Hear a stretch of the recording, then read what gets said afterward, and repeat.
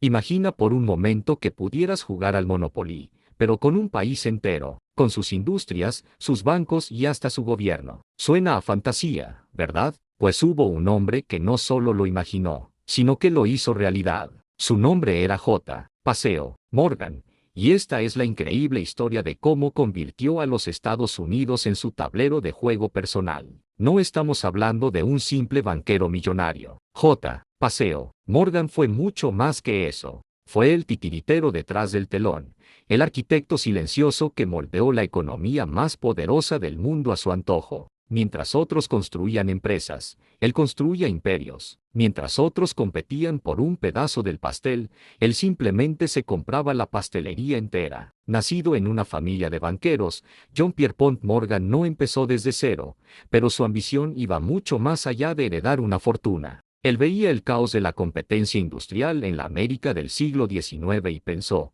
¿y si todo estuviera organizado? ¿Y si todo estuviera bajo mi control? Esta idea, que él llamó morganización, sería la clave de su dominio absoluto. Su primer gran movimiento fue en el mundo de los ferrocarriles. En esa época, las líneas de tren competían salvajemente, bajando precios hasta la bancarrota y creando un caos total. Morgan vio una oportunidad. Convocó a los dueños de los ferrocarriles a su yate, el Corsair, y básicamente los encerró hasta que aceptaron sus términos, fusionarse, crear monopolios regionales y dejar que él, J. Paseo Morgan, controlara las finanzas. De la noche a la mañana, había puesto orden en la industria más importante del país, y de paso, se había convertido en su rey. Pero eso era solo el calentamiento. Su siguiente objetivo fue la electricidad. Dos genios, Thomas Edison y Nikola Tesla, estaban enfrascados en la guerra de las corrientes. Edison, con su corriente continua,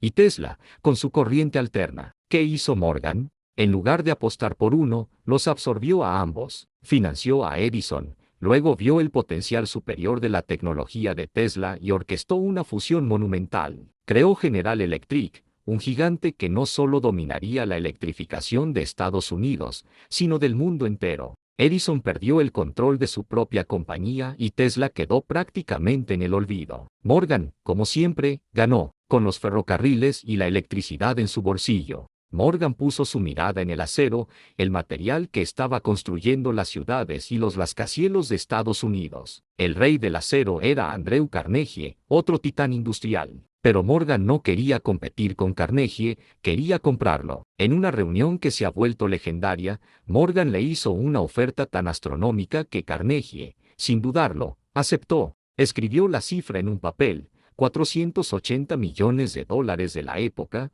una suma que hoy equivaldría a cientos de miles de millones. Con esa compra, Morgan fusionó el imperio de Carnegie con otras acereras para crear U.S. Steel, la primera corporación del mundo valorada en más de $1.000 millones. Controlaba el 67% de toda la producción de acero del país. El monopolio era casi total. Para este punto, el poder de J. Paseo Morgan era tan inmenso que rivalizaba, e incluso superaba, al del propio gobierno de los Estados Unidos. Y esto se demostró de la manera más dramática posible. En 1895, el país estaba al borde de la bancarrota. Las reservas de oro del tesoro se estaban agotando y el pánico se apoderaba de Wall Street. El presidente Grover Cleveland no sabía qué hacer. Así que, ¿a quién acudió en busca de ayuda? A J. Paseo Morgan. En un acto sin precedentes, Morgan lideró un sindicato de banqueros y, literalmente, prestó al gobierno de Estados Unidos 65 millones de dólares en oro para salvar al país del colapso. A cambio, por supuesto, obtuvo enormes ganancias y demostró al mundo quién mandaba de verdad. No era el presidente en la Casa Blanca, era el banquero en el número 23 de Wall Street.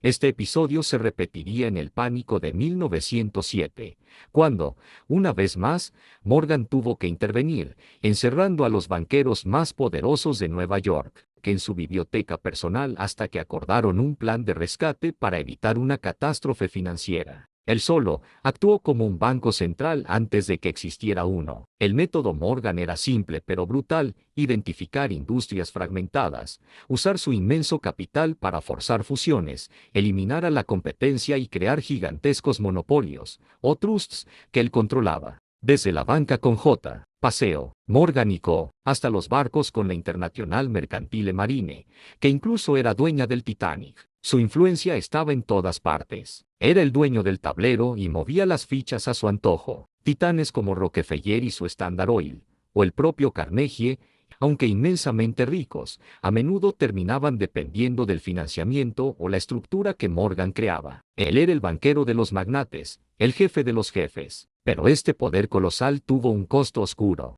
La morganización significaba despidos masivos para aumentar la eficiencia, precios más altos para los consumidores al no haber competencia, y condiciones laborales a menudo terribles en las fábricas y minas que controlaba. Miles de trabajadores sufrieron para que su imperio creciera. Su riqueza se construyó sobre la eliminación de la libre competencia y, en muchos casos, sobre la espalda de la clase trabajadora. Su famoso rostro con esa nariz deformada por una enfermedad de la piel, y sus ojos penetrantes se convirtieron en el símbolo del capitalista despiadado, el varón ladrón por excelencia para la prensa de la época. El legado de J. Paseo Morgan es complejo. Por un lado, fue un estabilizador. Puso orden en una economía caótica y financió la modernización de Estados Unidos. Sin él, el desarrollo industrial del país habría sido muy diferente, probablemente más lento y desorganizado. Por otro lado, su acumulación de poder fue tan extrema que provocó una reacción.